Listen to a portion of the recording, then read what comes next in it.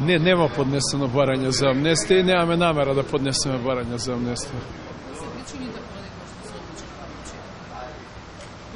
Причини има неколку и секоја е многу битна. Прво, ние се произнесовме за невини. И сега во текот на постапката се произнесеш за невина да бараш амнестија, мене како правник ми е неспојливо.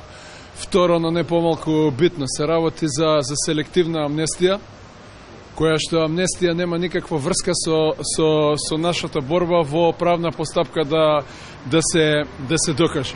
И трето, овој закон е наменски направен за една категорија на обвинети и ја постигна својата политичка цел. Ние во таков циркус нема да учествуваме, а секако најбитно затоа што сметаме дека нема действија кои што би можеле да се подведат под кривичното дело. Не поднесовме амнестија, со сите консеквенции тоа што го носи, и во ниеден момент немавме било каква дилема во врска со тоа.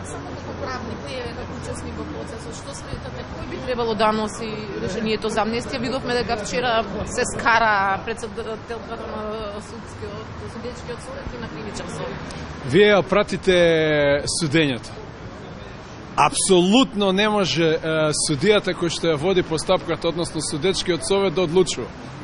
И тука се согласувам со председателот на советот дека не може она што го води. Тоа би било прво чиста повреда на презумцијата на невиност, како преюдицирање на некаква пресуда. Значи, она суди и она да се произнесе ако за посредно за нечија вина. Апсолутно тука кривичниот совет. Каква ќе биде одлуката, ќе почитува други и за нас нема никаква врска затоа што ние не поднесовме.